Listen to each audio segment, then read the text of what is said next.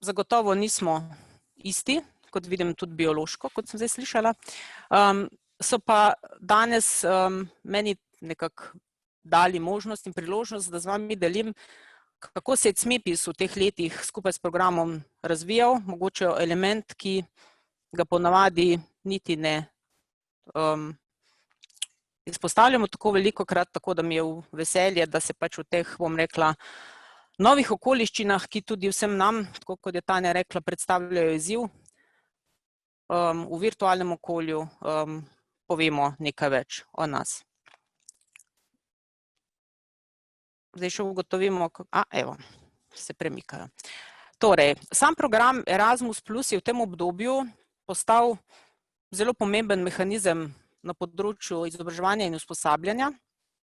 V tem obdobju od leta 2014 smo odobrili skoraj 1800 projektov.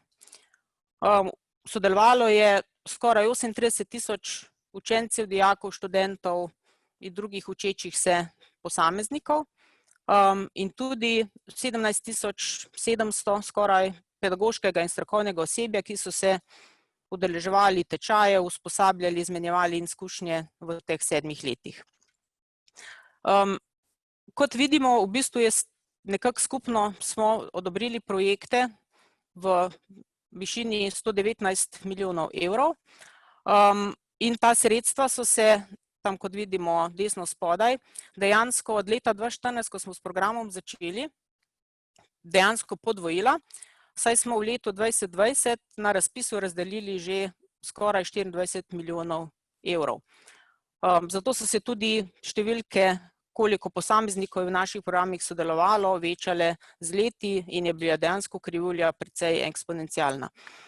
Glede na to, kakšen tip projektov sofinanciramo, je večina, tako kot določa tudi sama uredba programa, namenjena projektom mobilnosti, skoraj 70% in približno 30% za strateško povezovanje med institucijami. Na kar pa smo še posebej ponosni pa je, da v bistvu projekti, ki so se že zaključili, so v povprečju počrpali 95,4% dodeljenih sredstev, kar je zelo lep podatek, sploh glede na to, da v bistvu vseeno na naši strani tudi kakovosti in doseganju zastavljenih rezultatov posvečamo veliko pozornosti. V teh obdobjih smo imeli v bistvu tudi marsikakšen izziv. Sam začetek programa je bil precej, bom rekla, kompleksen ali pa kaotičen.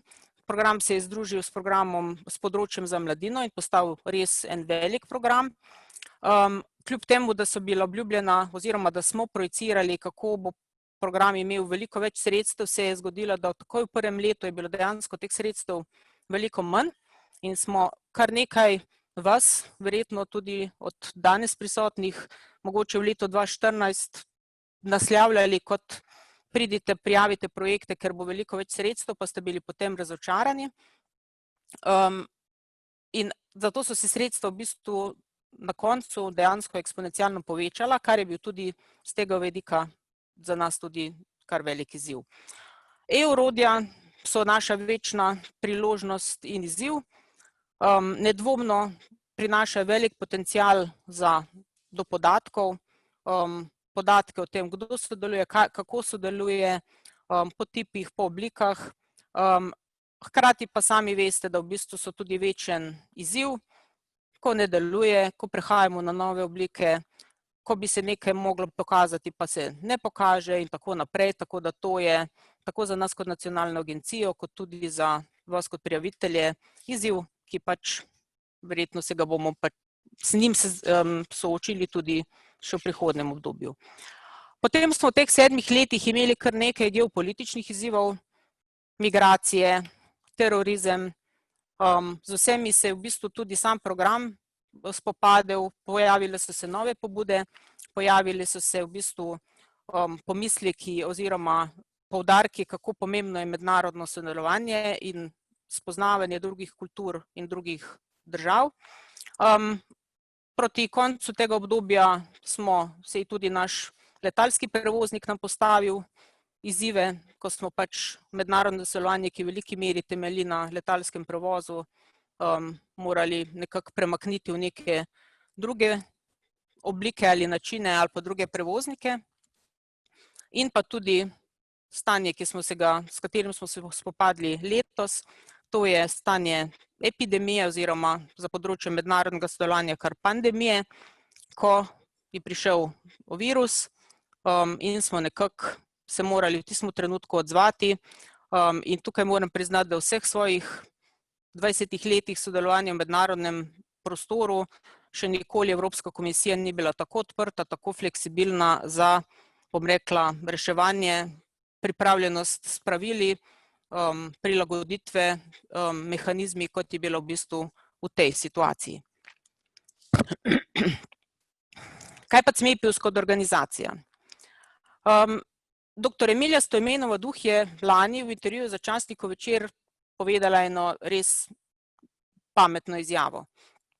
Tako za pametne vasi kot pametna mesta velja, da najprej potrebuješ pametni ljudi, ki pametno sodelujejo. In enako velja tudi za vse organizacije.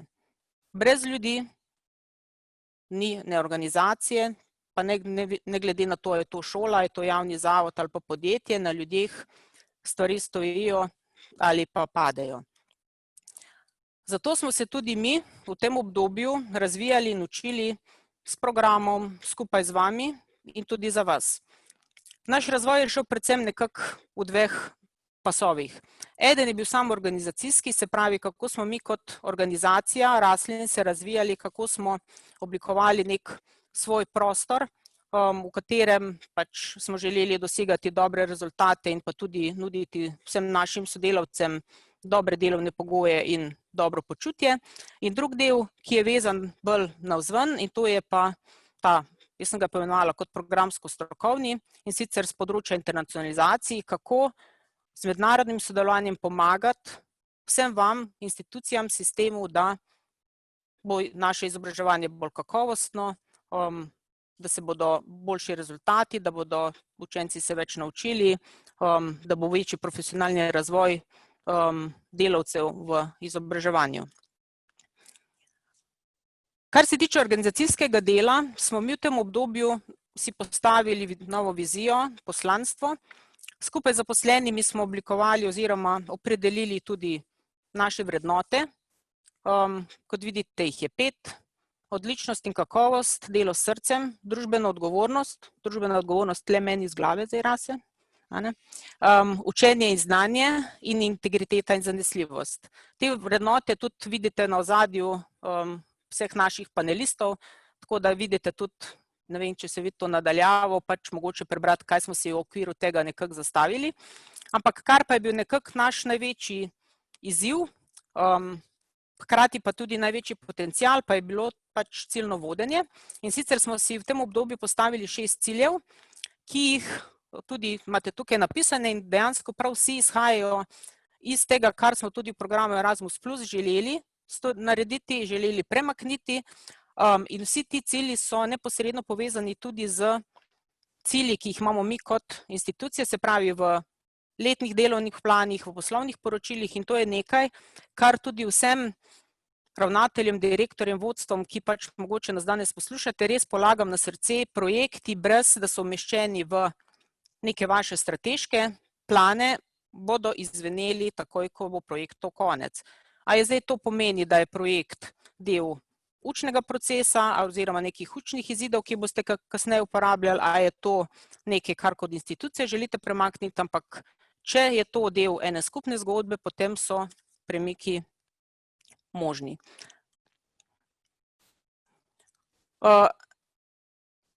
Mehanizmi, ki smo jih poleg ciljnega vodenja vpeljali, pa mogoče še ena stvar v zvezi s ciljnim vodenjem.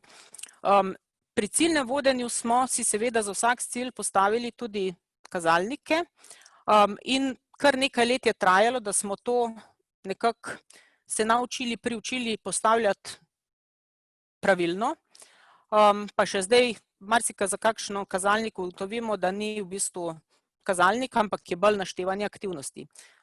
Ta del je nekaj, kar je v naši, bom rekla, našem okolju zelo neponotranjeno, kajti veliko bolj smo nagnjeni k naštevanju stvari ali pa aktivnosti kot temu, da bi se rekli, kaj s temi aktivnostmi sploh na koncu želimo izvesti. In to je vaja, ki jo pač še izboljšujemo in pač ponavljamo, ampak zagotovo smo tukaj naredili velike premike. Oblikovano imamo tudi kadrovsko strategijo, s katero opredelimo, kaj želimo vlagati v ljudi, kakšna izobraževanja in kakšen razvoj zaposlenih v tekočem letu vidimo. Pridobili smo certifikat družini prijazne organizacije, ki je v bistvu nastajala v neposrednem sodelovanju vseh zaposlenih. Zaposleni so sodelovali pri opredeljevanju ukrepov, ki smo jih pač kasneje tudi implementirali. Tudi promocijo zdravja na delovnem mestu pripravljamo veliko bolj, bom rekla, bogato, kot nam jo sam zakon veleva. Prav tako smo vzpostavili sistem redne in sprotne povratne informacije zaposlenim, ki je pač edini način, da lahko tako pohvalo, kot tudi priložnost za izboljšanje podamo med sabo in dejansko tudi ponudimo možnost, da ljudje rastemo. Lani smo vstopili tudi v sistem KAF, pač referenčni okvir za kakovost. In pa lani smo tudi se nekako spopadli z izzivom ocenjevanje vodje, da so zaposleni lahko ocenili vodje in tukaj pač smo vodje dobile neko ogledalo. Zaposleni pa mogoče tudi izkušnjo, da tudi ocene ni tako preprosto napisati. In seveda, kot ena od posledic korone, je tudi redno delo od doma, ki smo ga uvedli v tem poletnem času in smo si zastavili, da imajo zaposleni možnost do 3 dni delati od doma, ker smo 2 dneva pa smo se zaželeli ohraniti kot neke skupne dneve, zato da se tudi timski duh in organizacijsko razvijamo. Na področju internacionalizacije smo želeli predvsem narediti premike, kako povezati mednarodno sodelovanje z, bom rekla, samim izvajanjem izobraževanja in usposabljanja v Sloveniji, zato ker še prepogosto se internacionalizacija nekako vidi kot en paralelen kanal, ki poteka vzporedno z nekimi drugimi mehanizmi. Zato smo v ta namen vlagali v evalvacije in analize z področja internacionalizacije. Imeli smo veliko delavnic za prijavitelje, za nadgradnjo, za prijavo projektov. Projekte tudi spremljamo, vsake pol leta so naši sodelavci v stiku z vsakim projektom, kako mu gre, kje so izzivi. Veliko truda smo vložili tudi v iskanje ocenjevalcev končnih poročil, se pravi, kjer se kakovost projektnih rezultatov ocenjuje ali kako je umeščena v področje v sektor. Vpeljali smo študijske obiske na evropske institucije, v zadnjem letu tudi kot eno od nagrad v okviru naših jabolk kakovosti, ker smo ugotovili, da je treba tudi nek širši okvir, zakaj program sploh je tak, kot je, kaj je v bistvu namen, kaj je Evropa, nekako osvestiti. In tukaj tudi naši sodelavci, ki smo se teh študijskih obiskov udeležili, smo mogoče kljub temu, da več let smo že v teh programih videli neko širšo sliko, ki jo prej nekako ni bilo. Želimo tudi razvijati slovensko terminologijo z področja internacionalizacije, ker ugotavljamo, da pač angleške literature je veliko, domače slovenske pa ne.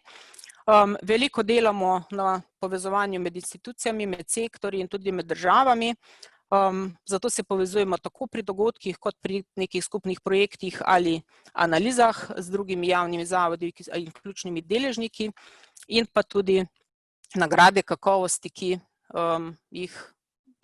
smo jih začeli spodbujati, oziroma naša jabolka, ki deluje že naprej. Tukaj našteti nekaj naših sadov, ki sem jih že mogoče prej se dotaknila kot pri razvoju. Nedvomno je nam velik ponos, da smo tako uspešni, oziroma da ste vi, naši projekti, tako uspešni pri črpanju sredstev, da imamo zadovoljne pogodbenike, zadovoljno ministrstvo, zadovoljno Evropsko komisijo, s strani katerih dobivamo pozitivne povratne informacije, Vključeni smo tudi v 6 delovnih skupin pri Evropski komisiji za razvoj novega programa, kar tudi kaže na to, da smo tudi v tujini prepoznani kot strokovni. Svojo strokovno rast smo v bistvu nadgradili tudi z znanstvenimi in strokovnimi članki in pa tudi monografijami, ki smo jih pripravili, in pa tudi mislim, da imamo dobro organizacijsko klimo in uspešne in zadovoljne zaposlene. Seveda pa nismo še idealni in pač vedno se lahko izboljšamo. Tukaj sem napisala tudi eno misel, ki sem jo prejšnji teden na konferenci Pedagoškega inštituta slišala, ko je pač povedala dr. Sonja Rutar.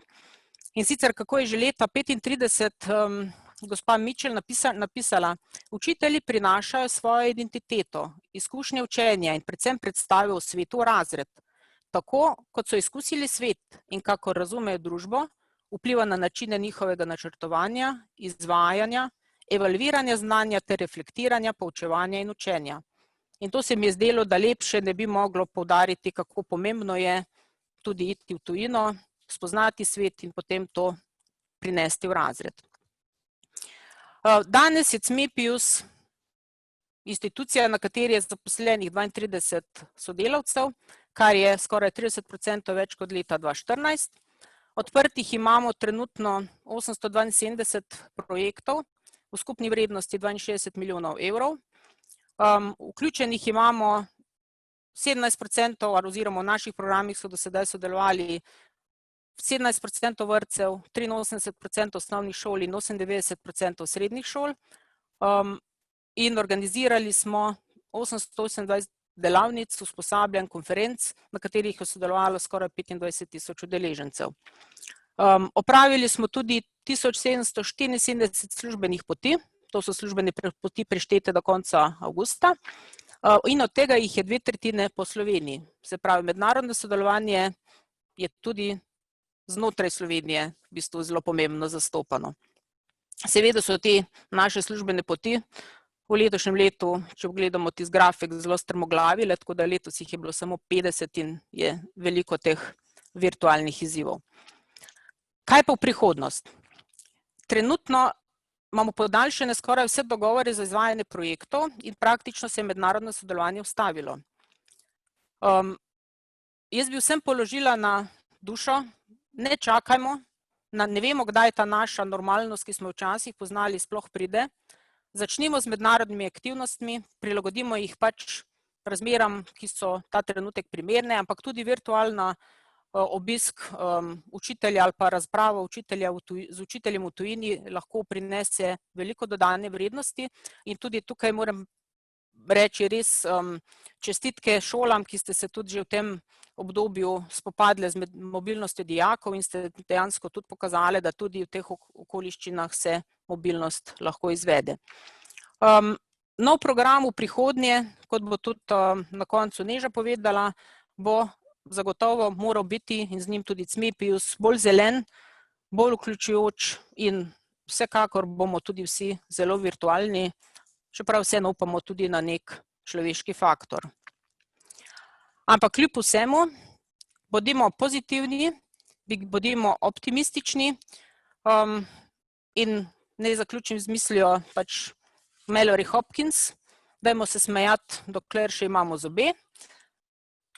Jaz bi tudi tukaj izkoristila to priložnost in se res zahvalila vsakemu posameznemu sodelavcu, ki jih imamo na CMEPIUS-u. Brez vas CMEPIUS ne bi bil tak, kot je bil, in prav vsak od vas prispeva svoj delček v teh rezultatih, ki jih tako z veseljem pač prispevamo. Tako da, hvala.